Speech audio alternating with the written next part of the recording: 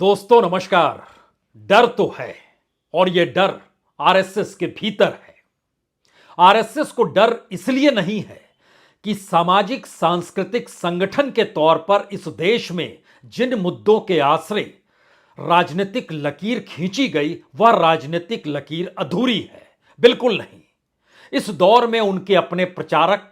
देश के प्रधानमंत्री नरेंद्र मोदी ने उस लकीर को तो पूरा कर दिया, वो चाहे आर्टिकल 370 का जिक्र हो या अयोध्या में राम मंदिर का जिक्र हो। डर इस बात को लेकर है कि जो सामाजिक और सांस्कृतिक तौर पर इस देश के अलग अलग राज्यों में जो विस्तार मिला, कहीं आने वाले वक्त में वह विस्तार रुक ना जाए, थम ना जाए। और रुकना और थमना ही नहीं, बल्कि मुश्किल हालात यह है कि आने वाले वक्त में कहीं उनके सामने वैसी ही मुश्किल खड़ी ना हो जाए जो एक वक्त आरएसएस पर लगी पाबंदी को लेकर हुई थी। यह डर शायद राजनीतिक तौर पर आरएसएस को सक्रिय करता है। यह डर शायद स्वयंसेवकों के भीतर राजनीतिक तौर पर एक जोश भरता है और आरएसएस अपने कोर विचारधारा को किसी भी हालत में राजनीतिक तौर पर अलग होने देना नहीं चाहता है। और ध्यान दीजिए, जिन 5 राज्यों में चुनाव हो रहे हैं उन 5 राज्यों में तकरीबन 115 जिले ऐसे हैं जहां पर आरएसएस की शाखाएं लगती हैं। और अगर 3 राज्यों का जिक्र करें, जो राजस्थान, छत्तीसगढ़ और मध्य प्रदेश, जो खास तौर से हिंदी पट्टी का वह इलाका है जहां पर आरएसएस की जमीन जिले दर जिले पुख्ता है, उसके दायरे में भी तकरीबन 85 से 90 जिले आते हैं। और इन तमाम जगहों पर आरएसएस के स्वयंसेवकों की मौजूदगी है। इन तमाम जगहों पर शाखाएं लगती हैं और इस देश के भीतर में जितनी शाखाएं लगती हैं, अगर इन 3 राज्यों में जितनी शाखाएं लगती हैं अगर उसको कम कर दिया जाए तो एक झटके में लगभग 22,000 शाखाएं कम हो जाएंगी इन 5 राज्यों को लेकर और तकरीबन 18,000 शाखाएं खत्म हो जाएंगी सिर्फ इन 3 राज्यों को लेकर। इससे पहले तो ऐसा डर नहीं था चुनाव को लेकर, इससे पहले यह मुश्किल सोच भी नहीं थी। और शायद यही वो वजह है, राजनीतिक तौर पर आरएसएस एक हथियार के तौर पर है और दूसरी तरफ एक मुद्दे के तौर पर है। कांग्रेस या कहें कांग्रेस के नेता राहुल गांधी ने आरएसएस को एक राजनीतिक मुद्दा बना दिया और आरएसएस एक राजनीतिक हथियार के तौर पर बीजेपी के लिए काम करती रही। इन दोनों परिस्थितियों में इससे पहले कभी ऐसी नहीं स्थिति थी कि अगर राज्य के चुनाव हो या केंद्र के चुनाव हो, आरएसएस के भीतर यह मुश्किल नहीं थी कि वह इस देश का राजनीतिक मुद्दा बन गई। लेकिन मुद्दा इस दौर में बन गई है और शायद यही वो मुश्किल है जहां पर अब वो अपने उस कोर को पकड़ना चाहती है जिस कोर के आश्रय बीजेपी एक अलग पार्टी के तौर पर नजर आए तमाम राजनीतिक दलों की भीड़ में। और इसीलिए उस हिंदुत्व और उस अयोध्या और राम मंदिर का जिक्र अपने तौर पर आरएसएस कर रही है और आरएसएस कर रही है तो बीजेपी भी अब उस दिशा में बढ़ चुकी है। क्योंकि बीते दिनों यानी 5 तारीख से 7 तारीख तक जो बैठक कार्यकारी मंडल की आरएसएस की, जिसमें तकरीबन 357 पदाधिकारी जो आरएसएस के इस देश के अलग अलग हिस्सों से पहुंचे थे, और उसका पूरा आंकड़ा आरएसएस खुद बतलाता है कि दरअसल जितनी बड़ी तादाद में 357 प्रतिनिधि पहुंचे थे वो 11 क्षेत्रों से थे। वह लगभग 45 प्रोविंस से थे, जो प्रोविंस उन्होंने अपने प्रचारकों के लिए अलग अलग हिस्सों में बांटा है। और चर्चा इस बात को लेकर जबरदस्त थी कि दरअसल अयोध्या में राम मंदिर का जब प्राण प्रतिष्ठा होगी तो प्रधानमंत्री मोदी के साथ वहां पर सर संघचालक मोहन भागवत उनकी भी मौजूदगी होगी। यानी अभी तक विपक्ष जो ये सोच रहा था कि दरअसल बीजेपी ने राम मंदिर का निर्माण और इसका प्रचार प्रसार इस रूप में करना शुरू किया जैसे ये देश का ना हो बल्कि उनका अपना हो, तो उसमें और ज्यादा अपना ही है, इसको बताने और समझाने के लिए सर संचालक की मौजूदगी भी प्राण प्रतिष्ठा जो 22 तारीख से होगी उस दौर में होगी। और उससे पहले इस देश के भीतर में 1 जनवरी से जो कार्यक्रम शुरू होंगे उनकी एक अलग फहरिस्त है। लेकिन अगला सवाल इसके तुरंत साथ राजनीति का जुड़ता है और अब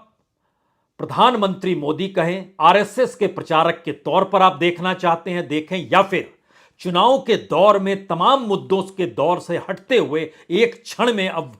खुद नरेंद्र मोदी भी राममय खुद को बनाने की दिशा में बढ़ चुके हैं।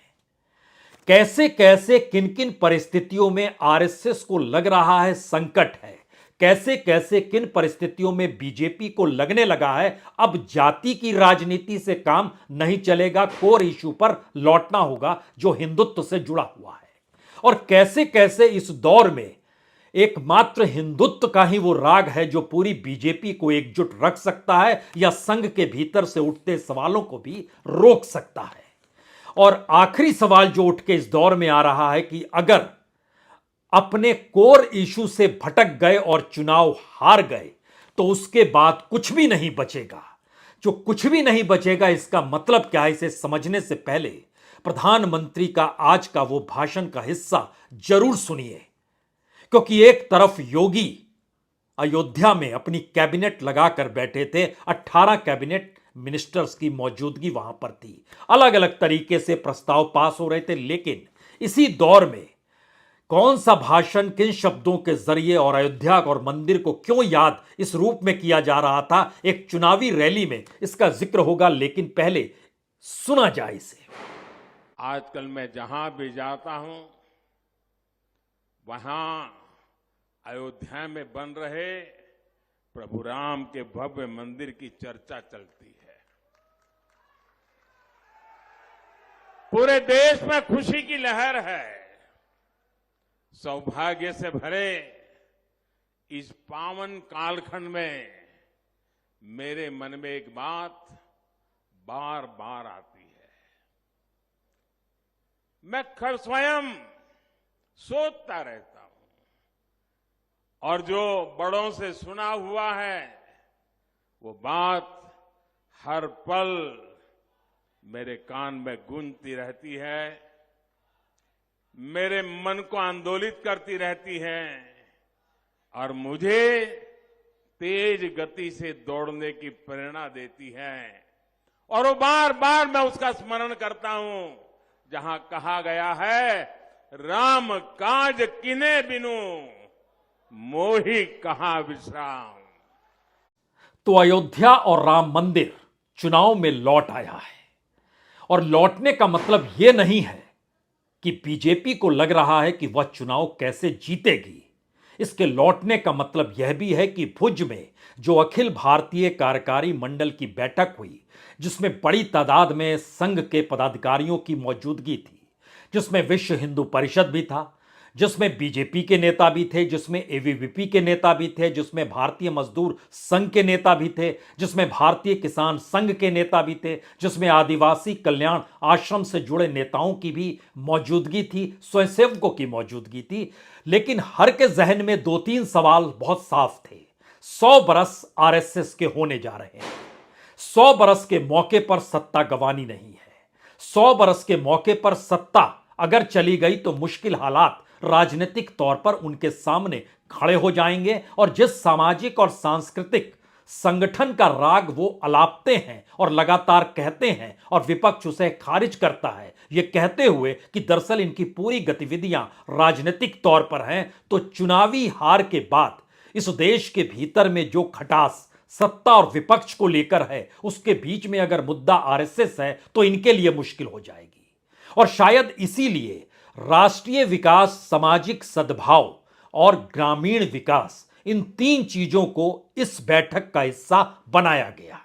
और इसके पैरेलल में इस बात का जिक्र होते रहा कि राष्ट्रीय संपर्क अभियान जो 1 जनवरी से शुरू होगा वो 15 जनवरी तक देश भर में चलेगा। हर घर घर में जाकर स्वयंसेवक दरवाजा खटखटाएगा, और जिस दिन प्राण प्रतिष्ठा होनी है, जहां पर प्रधानमंत्री मोदी की मौजूदगी और जहां पर संघ के मुखिया यानी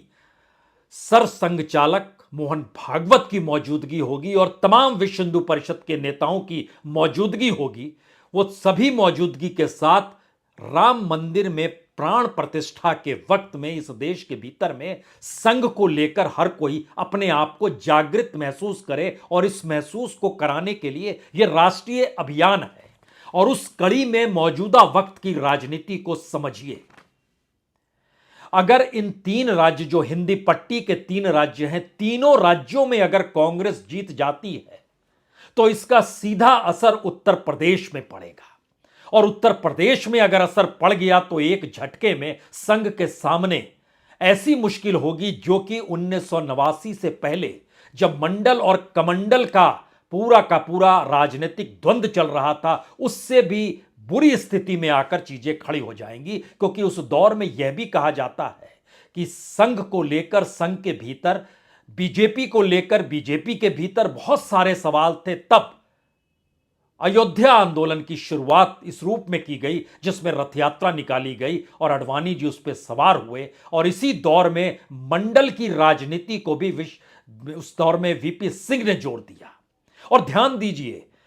मंडल जब इस देश में लागू होता है तो समर्थन बीजेपी कर रही थी, लेकिन जैसे ही लाल कृष्ण आडवाणी की गिरफ्तारी बिहार में होती है वैसे ही समर्थन वापस लिया जाता है, और मंडल और कमंडल की राजनीति 2 दिशा में, खास तौर से उत्तर प्रदेश और बिहार को अलग राजनीति की दिशा में ले जाती है जो समूचे देश से बिल्कुल अलग थी। और आज की तारीख में भी, आज जब प्रधानमंत्री अयोध्या और राम मंदिर का जिक्र कर रहे थे, और आज जब योगी आदित्यनाथ अयोध्या में कैबिनेट मिनिस्टर्स के साथ बैठकर आने वाले वक्त में कैसे तमाम मंदिरों को लेकर और अयोध्या को देश दुनिया से जोड़ने के जो रास्ते हैं जल थल वायु के, उसको लेकर वह निर्णय ले रहे थे।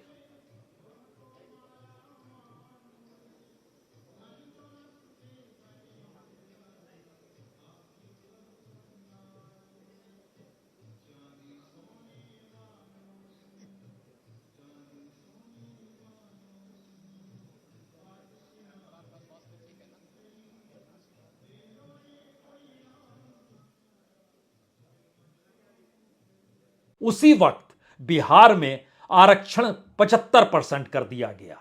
उसी दौर में जाति के आधार पर सेंसस और उसके आधार पर आर्थिक परिस्थिति और उसके जरिए विकास का जो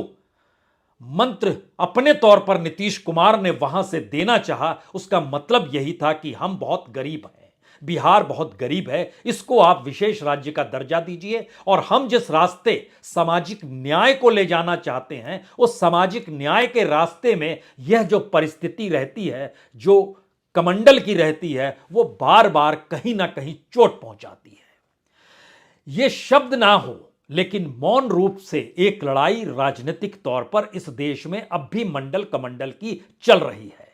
और मंडल को लेकर यानी ओबीसी की धारणा को लेकर इसीलिए लगातार बीते दिनों प्रधानमंत्री गरीब ही सबसे बड़ी जाति है इसका जिक्र कर रहे हैं। तो क्या यह पूरा असर एक डर का है, जिस डर को अब आरएसएस के भीतर समाया जा चुका है? और यह सवाल इसलिए बड़ा महत्वपूर्ण है क्योंकि हम जब जिक्र इन 3 राज्यों का कर रहे हैं, जिन राज्यों के भीतर जातीय समीकरण के आश्रय बीजेपी बहुत पिछड़ गई है, चेहरे के आश्रय यानी छत्रप नेताओं के आश्रय बीजेपी बहुत पिछड़ गई है। इन जगह जो वोटों का समीकरण होता है उस दायरे में बीजेपी बहुत पिछड़ गई है, और इस दौर में जो स्वयंसेवक है जिले दर जिले और जिले दर जिले जो बीजेपी के नेता हैं, दोनों के बीच तालमेल मुद्दों को लेकर नहीं बन पा रहा है। तो ऐसे में हिंदुत्व, राम मंदिर या अयोध्या का जिक्र बहुत जरूरी है। और ये पोस्टर भी मध्य प्रदेश में तमाम जगहों पर लगे हैं, ये पोस्टर अभी छत्तीसगढ़ नहीं पहुंचे, लेकिन बावजूद इसके अब इसका जिक्र क्यों जरूरी है और पार्टी, संगठन, स्वयंसेवकों के बीच एक एकजुटता क्यों जरूरी है, अब इसका अंदेशा इस रूप में है क्योंकि यह सफर 2024 तक जाता है, और 2024 को लेकर किसी भी तरीके का कोई नया राजनीतिक प्रयोग करने की दिशा में आरएसएस तैयार नहीं है, क्योंकि वह खुद एक पॉलिटिकल इशू है। 3 सवाल। पहला सवाल, क्या यह संयोग है कि आज प्रधानमंत्री अयोध्या का जिक्र करते हैं, राम मंदिर का जिक्र करते हैं? क्या यह संयोग है कि आज ही कैबिनेट की बैठक होती है और आज ही जो मोहर लगती है उसमें इस बात का जिक्र होता है कि कैसे अयोध्या को जो माधा जमथरा गांव है उसको भारतीय मंदिर वास्तुकला संग्रहालय बनाया जाएगा, 25 एकड़ जमीन दी जाएगी। देवी पाटन धाम तीर्थ क्षेत्र विकास परिषद के प्रस्ताव पर मुहर लगती है। और तो और जो पर्यटन और विकास के लिए जो 5,000 करोड़ की योजना है उस पर भी लगती है। और अयोध्या से काशी होकर कलकत्ता से जलमार्ग जोड़ने का जो पूरा प्रभाव है, यानी यूपी के अंतर्देशीय जलमार्ग प्राधिकरण का गठन भी, उस पर भी सहमति है। इसको केंद्र में क्यों रखा जा रहा है? बिहार के भीतर मंडल की राजनीति पूरे तरीके से वहां की राजनीतिक परिस्थितियों को हिला चुकी है। योगी आदित्यनाथ की अपनी गवर्नेंस ने इस दौर में यह पाठ जरूर पढ़ा दिया कि वह चाहे मठ से निकले हो, लेकिन गवर्नेंस के तौर पर उन्होंने जो कुछ, चाहे वो बुलडोजर की भूमिका हो, चाहे दिल्ली से टकराने की सोच रही हो, राजनीतिक तौर पर उन्होंने अपनी ठसक के साथ आरएसएस को साथ लेकर चलने की कोशिश की और सफल हुए। लेकिन अगला सवाल यह है कि चुनाव के परिणाम उत्तर प्रदेश पर क्या असर नहीं डालेंगे, और अगर डालेंगे तो उससे पहले वह कौन सी धारणा है जिसके जरिए पहले अपने घर को तो ठीक किया जाए, जहां पर कोई ऐसी परिस्थिति ना लगे कि राजपूत और ब्राह्मण टकरा रहा है, ऐसा ना लगे कि मंत्रिमंडल के भीतर बैठा हुआ कोई शख्स जो है वो सीएम बनने के लिए बेताब है या उसके लिए एक व्यू रचना हो रही है, ऐसा नहीं लगना चाहिए। स्वयंसेवकों को लेकर भी ऐसा होना चाहिए कि वो साथ चल रहे हैं। क्या ये एक ऐसी परिस्थिति है जिसमें एक झटके में इन 3 हिंदी पट्टी के राज्यों की राजनीति ने समूचे आरएसएस और बीजेपी की नींव पर एक हमला कर दिया है? हो सकता है, इससे इनकार बिल्कुल नहीं कीजिए, क्योंकि 2-3 फहरिस्त को और समझिए। आज का दिन पहले से तय था, कोई भी कह सकता है योगी की कैबिनेट वहां पर बैठनी थी, लेकिन आज के दिन प्रधानमंत्री को यह कहना था, आज के दिन नीतीश कुमार को आरक्षण बढ़ाना था, आज ही के दिन ऐसी परिस्थिति बननी थी। यह सवाल इसलिए अनसुलझा है। और आज ही का दिन क्यों था तय, यह भी जवाब समझिए, क्योंकि आरएसएस आज का दिन हमेशा याद रखता है, क्योंकि आज ही के दिन 9 नवंबर 1989, यानी जब मंडल कमंडल का जिक्र हम आपसे कर रहे हैं, उस वक्त याद कीजिए श्री राम जन्मभूमि पर मंदिर निर्माण का शिलान्यास 9 नवंबर 1989 को ही हुआ था, यानी तकरीबन 35 बरस पहले। और उसके बाद जब निकलिएगा, जो सुप्रीम कोर्ट का फैसला था राम जन्मभूमि विवाद पर, जो सुप्रीम कोर्ट ने फैसला दिया था, वह भी 9 नवंबर 2019 को था। इसीलिए 9 नवंबर 2023 को 18 कैबिनेट मिनिस्टर के साथ वहां पर पहुंचते हैं और इस बात को लेकर अलग अलग प्रस्ताव को पास करने के लिए जब बैठते हैं, तो उसके साथ आने वाले वक्त में जो अयोध्या में राम मंदिर में जो प्राण प्रतिष्ठा होनी है और राजनीतिक समीकरण इस दौर में जो बनेंगे, उसमें योगी आदित्यनाथ की भूमिका कितनी बड़ी होगी। और योगी आदित्यनाथ के पीछे कोई जातीय समीकरण अगर है तो वह सवर्णों के बीच है, जहां पर राजपूत और ब्राह्मण टकराता हुआ दिखाई देता है। लेकिन समूची राजनीति जाति के तौर पर किसी ने उत्तर प्रदेश में साधी है तो दिल्ली के जरिए भेजे गए एक वक्त संगठन संभालने वाले बंसल जी थे, दूसरी तरफ एक वक्त में खुद अमित शाह थे, और तीसरे वक्त में खुद को ओबीसी के तौर पर खड़ा करने वाले प्रधानमंत्री मोदी थे। लेकिन इस दौर में जब जाति के आधार पर सेंसस ने और ओबीसी के आरक्षण को लेकर और इस देश के भीतर में जातीय समीकरणों के सवालों को विपक्ष ने किस तरीके से हाथों हाथ लिया, और विपक्ष नहीं बल्कि कांग्रेस भी एक झटके में एक पॉलिटिकल शिफ्ट उसमें आ गया, तब यह हड़कंप संघ के भीतर भी मची। क्योंकि ध्यान दीजिए, संघ जो है भविष्य को पढ़ता है, और जब लाल कृष्ण आडवाणी 2009 में उनके दावेदार थे प्रधानमंत्री पद के, उससे पहले ही उन्होंने खोजना शुरू कर दिया था कि अब किसी युवा को लेकर आना है जो लीड करे, और उसमें एक वक्त में नाम शिवराज सिंह चौहान का भी था। और गुजरात के जो मुख्यमंत्री, गोवा के जो मुख्यमंत्री हुआ करते थे, उनका भी नाम था, और गुजरात के मुख्यमंत्री नरेंद्र मोदी थे तो इनका भी नाम था। एक दौड़ थी। लेकिन इन सब के बीच नितिन गडकरी भी जब अध्यक्ष बन गए तो उनकी भी दौड़ थी, क्योंकि वो मान रहे थे आने वाले वक्त में बुजुर्ग नेताओं से काम नहीं चलेगा, युवा से चलेगा। और संयोग से मौजूदा वक्त में वही सवाल राहुल गांधी को लेकर भी गूंजने लगा है कि दरअसल राहुल गांधी के पास भी उम्र है और इस देश में ज्यादातर वोटरों के पास अभी उम्र है। तो राजनीतिक तौर पर कैसा बदलाव, किस रूप में कौन सा बदलाव होगा, यह अभी कोई नहीं जानता है। जो बीजेपी ने अगर अपनी जमीन पर पकड़ नहीं बनाई और उस जमीन पर पकड़ बनाने की जो विशेष भूमिका इस दौर में मोदी और शाह अपना रहे हैं, अगर ये सफल नहीं हुए तो मुश्किल उनके लिए वहां भी आ सकती है। यह सिर्फ संकेत है और संकेत इसलिए मायने रख रहे हैं क्योंकि जो बैठक हुई उसमें जब सारी चीजें अयोध्या के राम मंदिर और उसके जरिए 2024 की दिशा में जाती हुई दिखाई दे रही है, तो यह सवाल है क्या वाकई एक डर है और क्या वाकई यह सवाल है जो धीरे धीरे बड़ा होने लगा है। सवाल तो बड़ा होने लगा है, इससे कोई इनकार करेगा नहीं। और शायद इसीलिए जो बड़े सवाल उभर कर आ रहे हैं उसमें सिर्फ यह नहीं है कि संघ डरा हुआ है, उसमें सवाल यह भी है कि खुद प्रधानमंत्री मोदी का चेहरा काम नहीं करेगा। इस शब्द को लिखने वाला कोई दूसरा शख्स नहीं था, बल्कि संघ का मुखपत्र ऑर्गेनाइजर अपने तौर पर इसका जिक्र करता है। और अब यह भ्रम की स्थिति है कि जाति के मुद्दे को ज्यादा मत उठाइए, गरीबी का जिक्र कर लीजिए और देखिए दूसरी तरफ जैसे ही गरीबी को एक बड़ी जाति के तौर पर नरेंद्र मोदी चुनावी भाषणों में जिक्र करते हैं तो विधानसभा के भीतर नीतीश कुमार भी कहते हैं बिहार सबसे गरीब है और यह बात सेंसस से सामने आई है। तो इसको विशेष राज्य का दर्जा दिया जाए। वह बिहार को लेकर उस राजनीति को समेटना चाहते हैं जहां पर बीजेपी सेंध ना ला सके और बीजेपी गरीब का इस्तेमाल करते हुए अपने तौर पर उसको लपेटना चाहती है जिससे सोशल इंजीनियरिंग या ओबीसी का मसला सेंध ना लगा सके। और इन दोनों परिस्थिति को समझते हुए संघ इस बात की दिशा में बढ़ना चाहता है कि अपना कोर एजेंडा जो हिंदुत्व का है उससे आपको डामाडोल नहीं होना है और उसकी लाइन ऐसी है जिसमें सब कोई जुड़ेगा। जातियां भी टूटेंगी नहीं तो लेकिन भावनात्मक तौर पर वो आपके साथ जुड़ेगी। यह बड़ा चेंज इस दौर में दिखाई देने लगा है। असर क्या होगा? असर सबसे बड़ा यह है कि अगर यह मुद्दा भी राजनीतिक तौर पर बीजेपी और संघ के अनुकूल चुनावी राज्यों में नहीं फिट बैठता है तो इसका सीधा असर उत्तर प्रदेश की राजनीति पर पड़ेगा। यह गुजरात तक अभी नहीं जाएगा लेकिन उत्तर प्रदेश की राजनीति पर बहुत साफ तौर पर पड़ेगा और एक बड़ा व्यापक परिवर्तन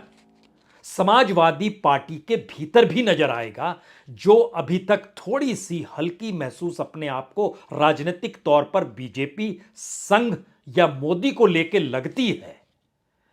उसको उस दौर में अपने आप को विकल्प बनाने की दिशा में कहीं एग्रेसिव होकर सामने आना पड़ेगा। और यह चेंज मायावती के भीतर भी सवाल खड़ा करेगा। अब उनकी भूमिका क्या है जो कि अभी तक वो साइलेंट है, वो भी जागृत हुई तो एक झटके में बीजेपी के पास संकट राष्ट्रीय तौर पर होगा, लेकिन डर आरएसएस के भीतर होगा क्योंकि पॉलिटिकल इशू इस दौर में आरएसएस है। बहुत बहुत शुक्रिया, बहुत बहुत शुक्रिया।